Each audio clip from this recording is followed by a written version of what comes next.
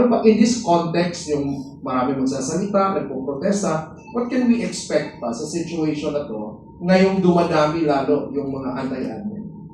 Alam mo, Rob, yung data yan only registers the fact na una, galit pa rin ang tao. Yung may mga nagsasabi kasi, wala na yan, na-actionan na ang official line ng administrasyon. Siya na nga nanguna sa anti-corruption bakit naman niya ililihis pa?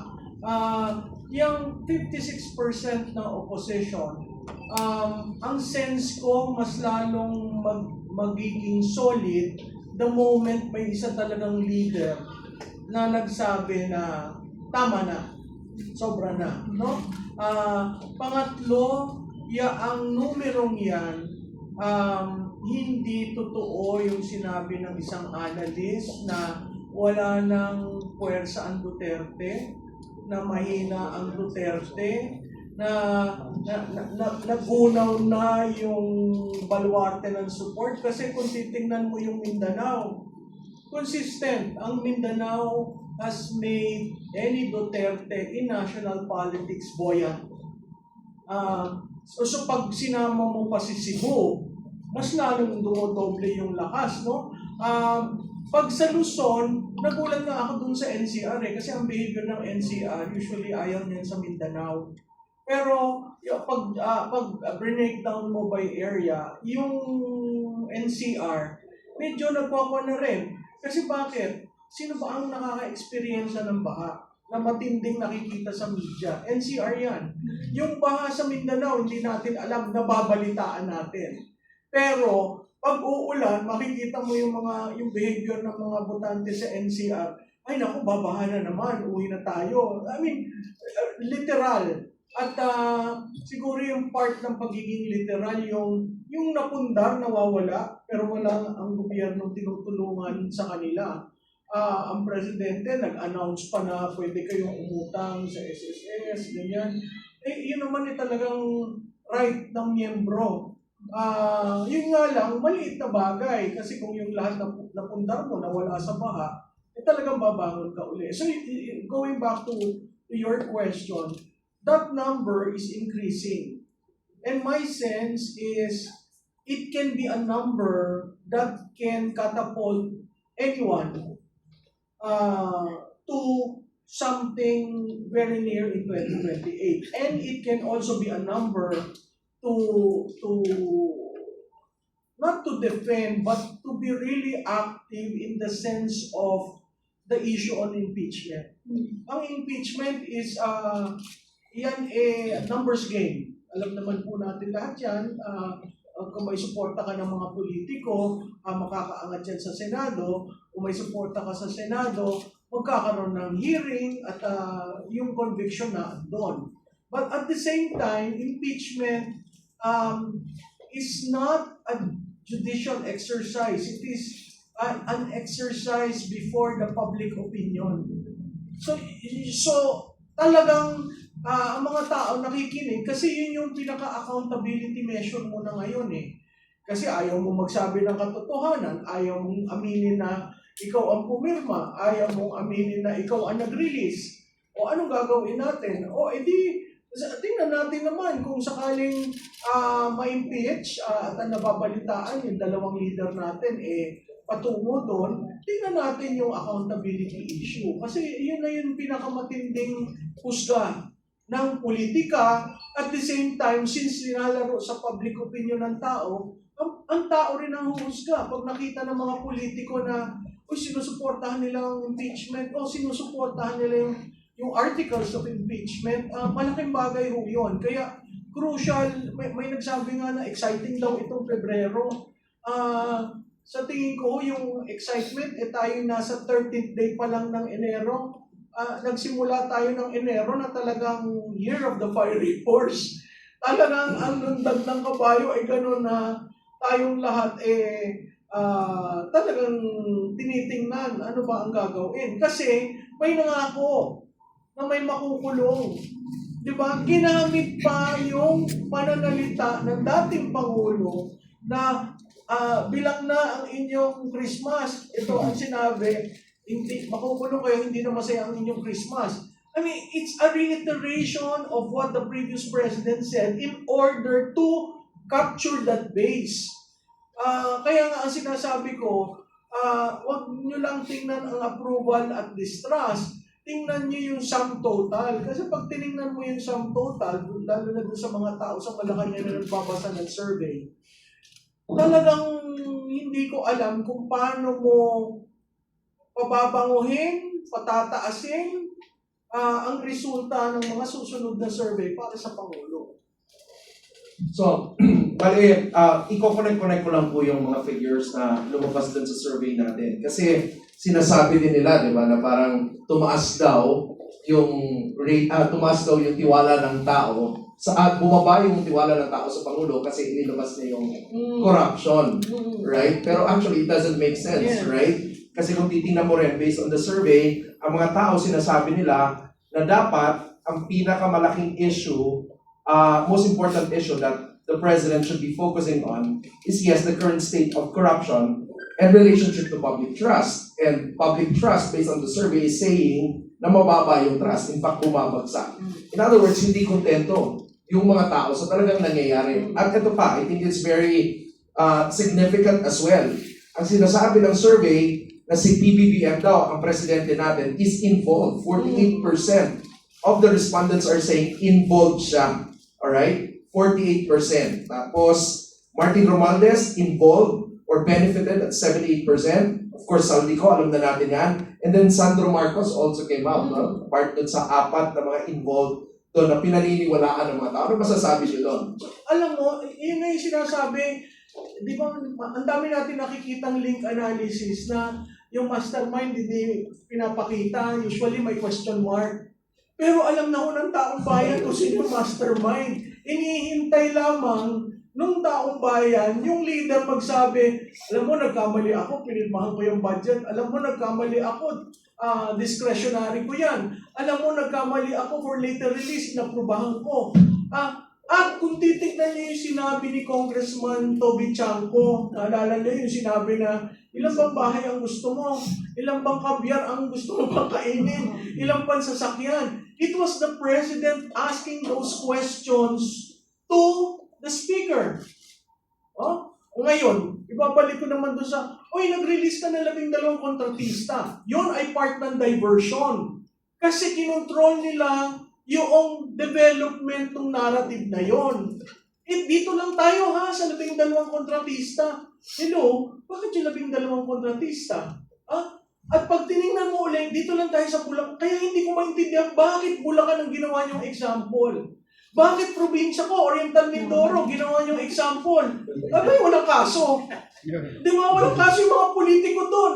Ang mga district engineers lang ang naipit. Ang tanong ko, ba't hindi sinama ang Ilocos Norte? Kaya tinatanong ko yan sa BFF ko.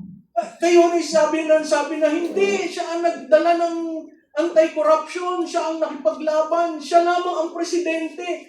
Hindi ba dapat kung ikaw ang presidente, ano mong titingnan sa distrito mo? Sino ang hindi nila sinasabi, most of those projects are in Ilocos Norte. Done by a mayor he supported in 2025. Kalaban sa pinsan niyang si Michael Kion. Tapos pag kinumpare nyo, nag-donate rin pala yun. Oo, ganun din yung sitwasyon ni Senator Escudero.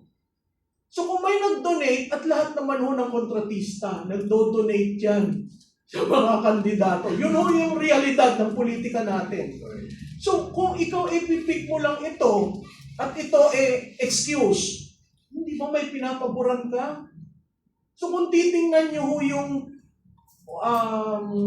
mahiya naman kayo campaign, nung ginawa yung mahiya naman kayo campaign, it was to deflect, ialis ang ilaw sa presidente at ituon sa iba.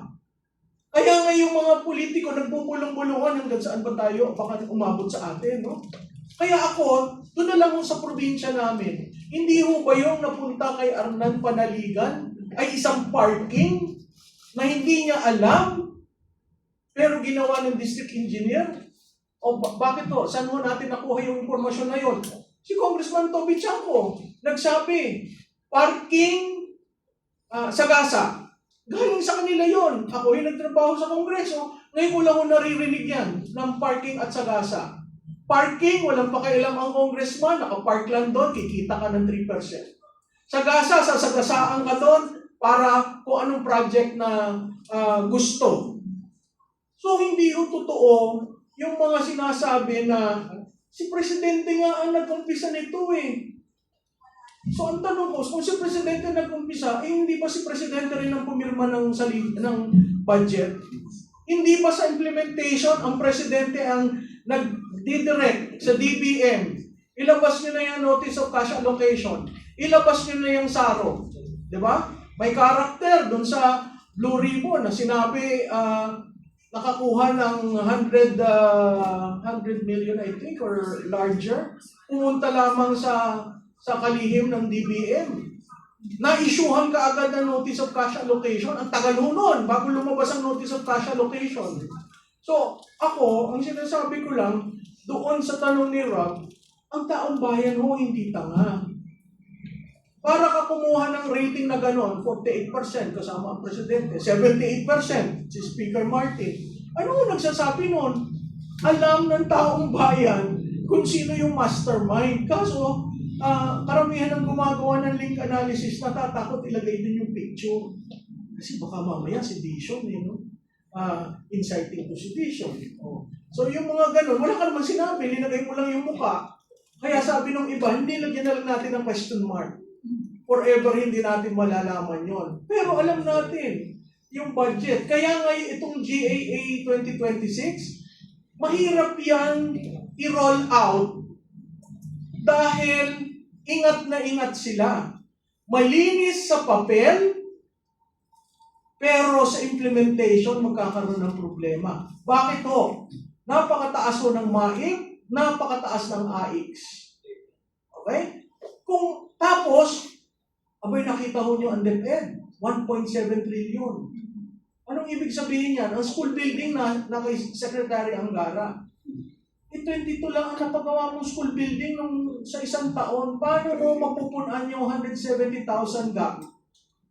So marami yung tayong kailangang bantayan, lalo na dito sa 2026 kasi i-implement. Ako lang, Rob, ang parati kong call sa Supreme Court, desisyonan nyo na ho yung 2025. Sabihin nyo ng unconstitutional. Kasi ang dami ng evidence na unconstitutional, hindi ko maintindihan ba't ang Supreme Court ayaw gumalaw dun sa usapan na yun. Kasi yun, accountability issue rin yun. Biro mo nawawala, 1.7 trillion for the past 3 years. 1.7 trillion. Imagine mo niyo yun kung gano'ng kalaking perang nawala. Grabe. How do you feel about it as an ordinary citizen, Ma'am Penny? Nakakatawa. Hindi na ako nalulungkot eh. Sabi nga ng Pilipino malungkot eh. Dahil talaga yung, alam niyo yung salitang kalye, ako batang Santa Cruz, laging sinasabi, ang Pilipino, pinangangakuan, ito mga spoiled brat to, gusto niyo pa matupan. Di po ba? Kaya nga ang nakakatawang senaryo sa ating mga Pilipino, mas nauunan nating malaman, tayong mga simpleng mamamayan, ang katotohanan hanggang nagbubulag-bulagan kayo ng mga ilan-ilan. At ito pa, kayo na rin nagsabi, di ba bro, alam naman nila kung sino identified, pero walang pangalan. Parang blind item. Pero ito mga marites na nasa harapan natin, alam nila kung sino. Alam niyo ba? Ha? Yun nga po ang nakalulungkot na part. Pero hindi na tayo malulungkot. Kasi masama eh. Lagi tayong malungkot. Diba? So this time, kailangan manawagan tayo sa mga matatalinong taong nakasiper pa rin ng pinig. Bakit? Tumatagal yung sinasabi nilang proseso. Yung prosesong yan, walang patutunguhan yan hanggat nagbubulag-bulagan ang maalam. At nagiging bingi yung mga nakikinig na mas maalam. Diba? Anong say-say ng iyong talino? Pwede natin yan itago. Pero hanggang kailan pag wala na ang Pilipinas sa mapa? Lugmok na po ang ating bayan. Kaya nga, sabi nga nila, maraming maalam, may dahilan kung ba't nananahimik. Pero dapat hindi lahat ng maalam tahimik. Kaya pasalamat sa mangilan-ngilan na nag-voice out. Sabi nila, shout it out without reservation. Bakit? Kasi kahit kailan hindi mo sila mapiplease dahil alam nila hindi ka nila kaalyado. May mga pleasers pa rin ng mga mangilan-ngilang officials that they thought na hindi sila maaalis because hindi sila kumakalaban. Hindi naman ito pakikipaglaban para sa personal na laban. Ito ay pakikipaglaban para sa ating bayan na umiiyak, nagdarahop dahil sa mga sunod-sunod na mga pangyayari na magpahanggang ngayon ay wala pa rin tayong nakikitang kalunasan. Sabi, bago magpasko, bago matapos ang taon, may makukulong. Mas dumadami pa po yung naka-line up na dapat ikulong. Baka pagdating ng araw, bago maaksyonan, wala na pong pwesto. Dahil, ultimo yung pinto ng kulungan, hindi nila alam paano nila nabubuksan sa dami na naka-line up na dapat makulong. Po ba? So, kayo po, sa ating mga viewers po, dito sa live podcast, kung meron po kayong mga idea, mga komento, ito po ay meron tayo pong laya na bigyan nyo kami ng parang mga punto na pwedeng maging guide namin para mapadali yung mga gusto ninyong marinig. Kasi solution is already nakalatag.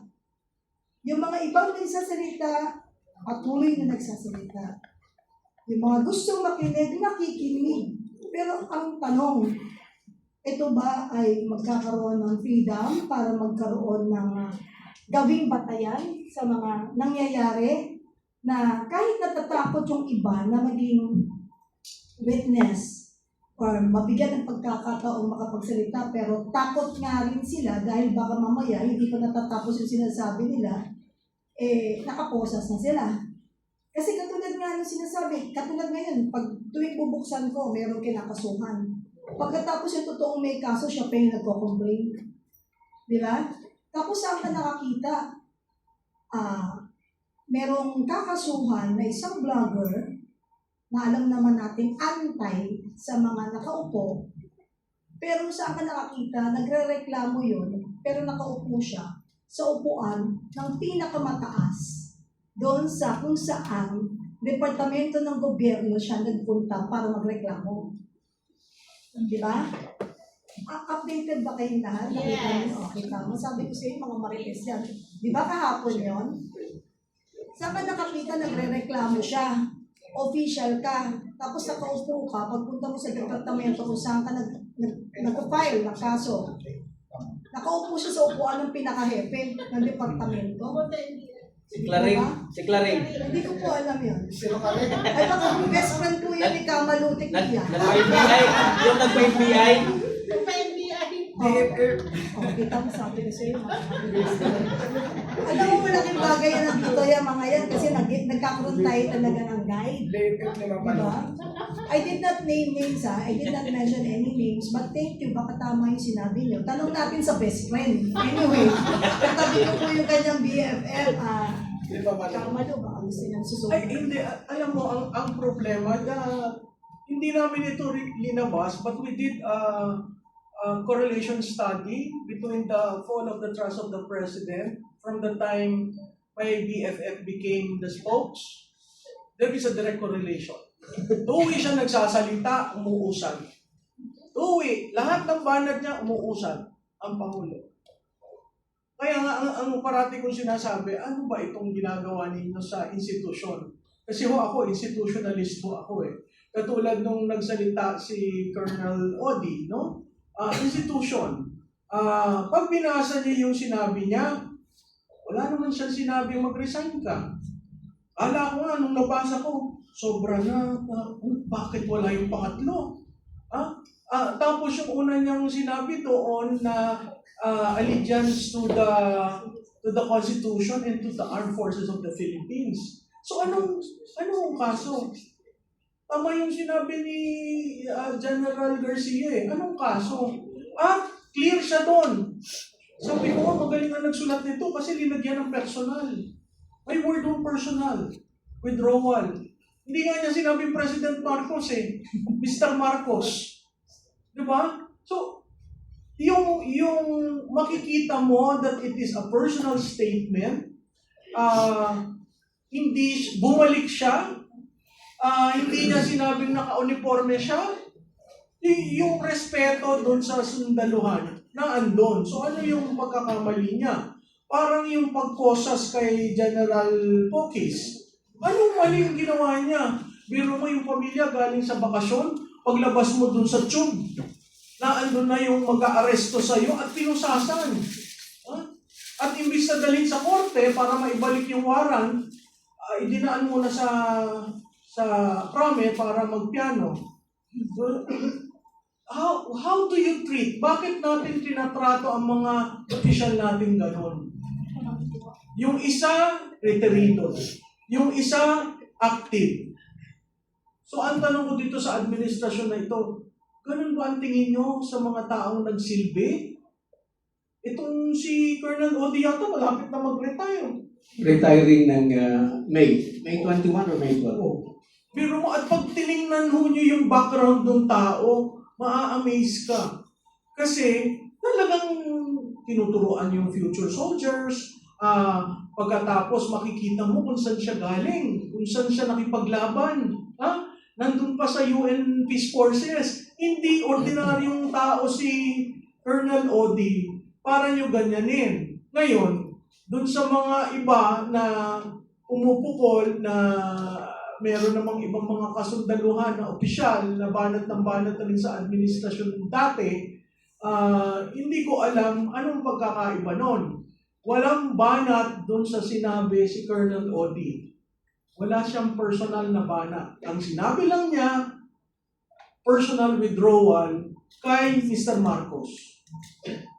Anong klarado? Anong mali doon? Dahil hindi tinawag na presidente? Ngayon lang nakikita kong pagkakamali doon sa maghuhusga sa kanya. Dahil tinawag Mr. Marcos na asar siguro. Tapos sinabi niya, tama na, sobra na. Paglaban ang Pilipinas. So, he didn't even say resign. He didn't even call for the soldiers or the rank and file to withdraw support. It was a personal decision. Parang yung mga tumatayo at nagsasalita sa administrasyon na ito, it is a personal decision. So bawat tao, bawat Pilipino, dapat there comes a point in our life na kailangan natin magsalita. Bata pa ako, nandun ako sa EDSA 1. Nung EDSA 2, kay Era Pulao ako doon. Nasa ibang bansa ako, nag-aaral ako. Tapos sinabihan ako ng boss ko, bumalik ka na kasi may mangyayari pagpapalit ng gobyerno. Sabi ko, ayoko, hindi naman ako bumoto dyan. So, ito, hindi ko siya binoto, kilala ko sila mag-asawa,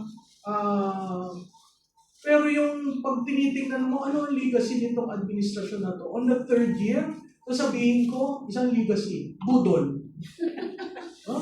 Binudol tayo sa unity, binudol tayo sa continuity, binudol tayo sa infra fund, walang build better more, budol ng budol. Saan nakakita ng governance na budol? Ay, sa public administration hindi yan napapag-usapan. Sa public administration, pinag-uusapan accountability, transparency. Okay, so maraming salamat po, Professor Malu. So, doon po sa sinabi ni Professor Malu, as a soldier, and also as a lawyer, ano po masasabi niyo doon? Siguro kailangan liwanagin sa ating kasundaluhan, sa ating kapulisan, yung mga uniform personnel, yung ibig sabihin ng non-partisan. Mas effective ito, mas applicable ito doon sa panahon ng election. You are not allowed to take sides. Okay lang yun during election. Pero after election, sa situation ngayon, I don't think non-partisanship applies. Katulad ng ginawa ni Colonel Odi, katulad ng sinabi ko kanina, ibig ba sabihin, pag nag-withdraw ka ng support sa presidente, you're being partisan already. So I don't think even that prohibition against non-partisanship was violated by Colonel Odi. I think dapat nga at this point in time, manindigan tayo. Ipaalam natin, ipahayag natin, sundalo man tayo, o pulis, o bumbero, o coast guard, o BJMP. Panindigan tayo, ipahayag natin ang ating tunay na damdamin na hindi na kami naniniwala sa Pangulo dahil ayaw niyang harapin ang mga allegations sa kanya. Yung mga nagkay-question mark doon sa mastermind, hindi yung question mark sa akin, pinangalanan ko na nga siya. Sabi ko, harapin mo yung mga allegations sa iyo. Ikaw ba drug addict o hindi? Para mawala yan. Magpa-head test ka tapos ang issue. Di ba? Marami, kailangan harapin mo lahat. May kasalanan ka ba? May kasalanan ba yung pinsan mo? Hindi face the music. You have to face the music. Hindi pwedeng gagamitin mo ang resources ng gobyerno, magtatago ka behind it, samantalang ikaw itong pinakapasimuno ng mga nangyayaring malawakang nakawan. See, so, let me say it again. Hindi partisanship yung withdrawal of support. That is constitutionally guaranteed. You can very well do so. Salamat. Mabait daw po kasi ang yung Pangulo natin. Mabait daw po kasi yung Pangulo natin. Sobrang mabait. And I hope there is not cowardice. But I don't understand, actually is, sinasabi diba 56% is admin. Kanina, tuhugin ko lang, sabi ni Ma'am Benny, ang nangyayari ngayon, marami ang nananahimik dahil takot. Pero marami din sa mga nagsasalita ang pinapatahimik. Hindi lang dahil takot, tinatakot sila. Diba? I remember yung campaign nga na mahiya naman kayo, ang nangyari noon, yung mga contractors pa lang yung tinitira, sobrang excited ng gobyerno natin, yung admin natin. Kaya lang later on, lumabas yung mga testimonies, papalapit na doon sa palasyo, sa mga politiko, ang nangyari, pinapatay siya. At yung mga nagsasalita, mukhang may pattern na tinatakot talaga siya. And if you come to think of it, importante ito because the institution is being used right now because in a way, parang they really move fast against some critics. Gaya na nangyari kay Colonel Manggao and also kay Congressman Leviste. Any one of you would like to comment on that? Thank you, Ms. Judge. Alam mo, Rob, yung kay Congressman Leviste, siguro ang komentaryo ko doon, bihira tayong makakita ng bata, neophyte, na lumalaban sa sistema. Sinampulan nila si Congressman Barsaga. Ngayon, tinitingnan nila yung legislative franchise ni Congressman Leviste. So, babalik ako doon. Yung tax, yung estate tax ba nabayaran na? Kasi kailangan maging patas. Babanatan mo si Congressman Leviste, siguraduhin mo wala kang butas. Siguraduhin mo nag-due diligence ka at walang utang ang pamilya sa bansa. Biro mo kung ang nawala sa atin ay 1.5 trillion at yun ay ilang dolyares na nasa million ba o billion? Ang laki. At this time, na ang pangako ng dating Pangulo, Presidente Marcos Sr., 99% ibibigay sa Pilipino, at 1%, 90% sa Pilipino at 10% sa pamilya niya. Hindi yun nagagawa. Hindi rin nagagawa ang pagbayad. Diba?